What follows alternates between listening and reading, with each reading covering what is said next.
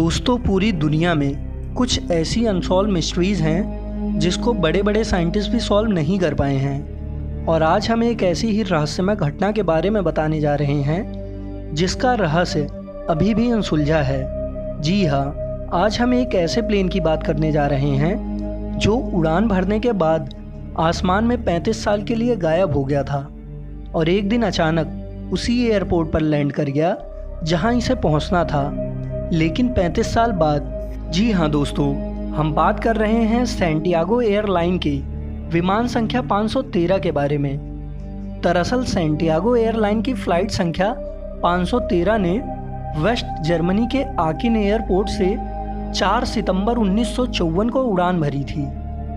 88 यात्रियों और 4 crew member के साथ उड़ान भरने वाले इस विमान को 18 घंटे बाद ब्राज़ील के पोर्टो एलेग्रे एयरपोर्ट पर लैंड करना था, लेकिन उड़ान भरने के कुछ घंटों बाद ये विमान आसमान में गायब हो गया और इस विमान का एयर ट्रैफिक कंट्रोल से सिग्नल टूट गया।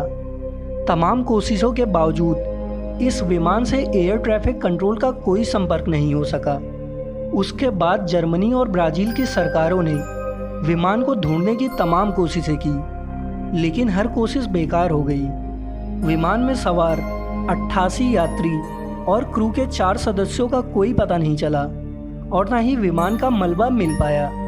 बाद में पता चला कि इस विमान का ज़मीन से जब संपर्क टूटा तब ये विमान अटलांटिक महासागर के ऊपर उड़ान भर रहा था।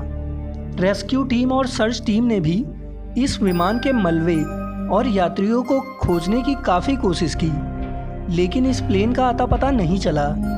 उसके बाद दोनों देशों की सरकारों ने मान लिया कि ये विमान अटलांटिक महासागर में हादसे का शिकार हो गया और विमान के सभी यात्री समुद्र के अथाह पानी में समा गए। इसके बाद सर्च और रेस्क्यू टीमों ने अपनी रिपोर्ट गवर्नमेंट के सामने पेश कर दी और बताया कि विमान अटलांटिक महासागर में हादसे का शिकार हो गया और विमान में सवार सभी 92 लोगों की मौत हो गई। इसके बाद साल 2 साल 4 साल तक इस पर छोटे मोटे सर्च ऑपरेशन किए गए, लेकिन विमान का कोई सुराग नहीं मिला और फिर समय बीतने के साथ ही इस घटना को भुला दिया गया। लेकिन एक दिन 12 अक्टूबर 1989 को पोर्टो एलेग्रे एयरपोर्ट के ट्रैफिक कंट्रोल के स्क्रीन पर एक अनजान विमान देखा गया।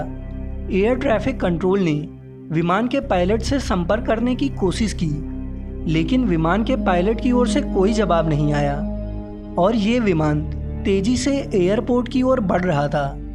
ये सब देखकर एयरपोर्ट के अधिकारियों में हड़कंप मच गया, क्योंकि विमान बिना किसी सिग्नल के तेजी से एयरपोर्ट के रनवे की तरफ आने लगा और विमान के पायलट ने एयर ट्रैफिक कंट्रोल से विमान को लैंड करने की इजाज़त भी नहीं मांगी थी, जिसको देख एयर ट्रैफिक कंट्रोल ने जल्दी से उस रनवे को खाली करा दिया और सुरक्षा बढ़ा दी गई और थोड़ी देर में विमान ने रनवे पर लैंड कर दिया।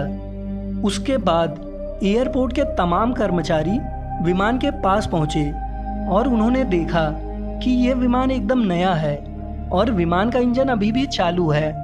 एयरपोर्ट के कर्मचारियों की नज़र जैसे ही विमान के ऊपर के हिस्से पर पड़ी जिस पर उस एयरलाइंस का नाम लिखा था, वे आश्चर्यचकित हो गए, क्योंकि ये विमान उसी सैंटियागो एयरलाइंस का था जिसका एक विमान 35 साल पहले अटलांटिक महासागर के ऊपर से गायब हो गया था।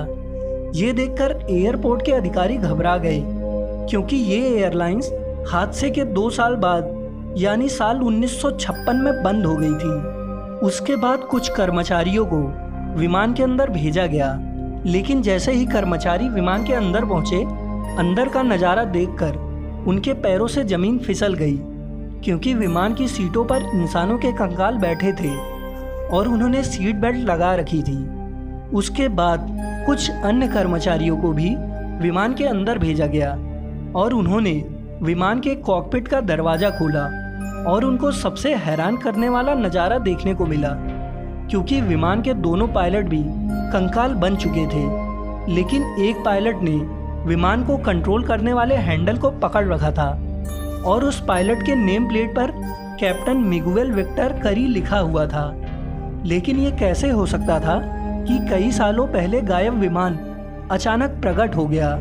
और इस विमान के लैंडिंग की कहानी 1 महीने बाद वीकली वर्ल्ड टैबलॉयड मैगजीन में 14 नवंबर 1989 को इरविन फिशर ने छापी थी। लेकिन जब इरविन फिशर ने इस कहानी को छापा तो तमाम लोगों ने इसे सच मानने से इनकार कर दिया, क्योंकि ब्राज़ील सरकार ने भी इस बारे में कोई जानकारी नहीं दी थी। और ऐसा माना जाता है कि सरकार इस रहस्यमय विमान की लैंडिंग की कहानी इसलिए किसी को नहीं बताना चाहती थी कि कहीं लोगों में भय पैदा ना हो जाए और वो प्लेन में यात्रा करने में डरने ना लगे।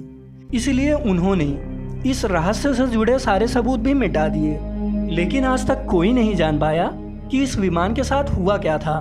पर डॉक्टर सेल्सो एटेलो, जो उस समय के फेमस पैरानॉर्मल इन्वेस्टिगेटर थे, उन्होंने इस विमान के लापता होने और अचानक वापस आने के पीछे किसी टाइम पोर्टल के अंदर चले जाने को कहा, जिसे वॉर्टेक्स यानी भंवर कहते हैं। इस थ्योरी के हिसाब से वॉर्टेक्स एक तरह के पैरेलल यूनिवर्स में रास्ता खोलता है जो कि एंटी मैटर से बना होता है, और ये एंटी मैटर हर चीज़ों को एब्जॉर्ब कर लेता है।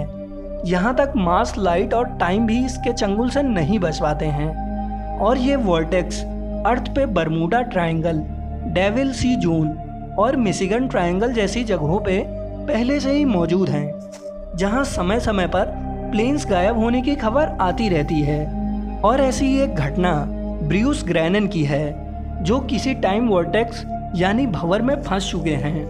उन्होंने 4 दिसंबर 1970 को बहामास के एंड्रोस से उड़ान भरी थी और समुद्री रास्ते में टाइम वर्टेक्स में फंस जाते हैं। और उन्होंने टाइम वर्टेक्स का हवाला देते हुए कहा है कि वो अचानक अपने प्लेन से एक घने कोहरी के भंवर में घिर गए, जिसके अगले किनारे पर नीला आसमान दिखाई पड़ रहा था। और उसमें एंटर होने के बाद उन्होंने सैकड़ों मीलों का सफ़र कुछ सेकंड के भीतर भीतर में कर लिया था। और कहते हैं जब मैं टाइम वॉर्टेक्स में था तो उसके भीतर बहुत सारे टूटे फूटे प्लेन्स बिखरे पड़े थे, और जब बाहर निकले तो उसके एंड पे किसी इलेक्ट्रॉनिक फॉग जैसा मौसम था। तो दोस्तों, आपका क्या कहना है? क्या ये प्लेन वास्तव में टाइम वॉर्टेक्स में फंस गया था या किसी भूतिया घटना का शिकार हुआ था? कमेंट करके ज़रूर बताएं और इस वीडियो को लाइक शेयर ज़रूर करें। साथ ही हमारे चैनल को अगर अभी तक आपने सब्सक्राइब नहीं किया है तो सब्सक्राइब ज़रूर कर लें।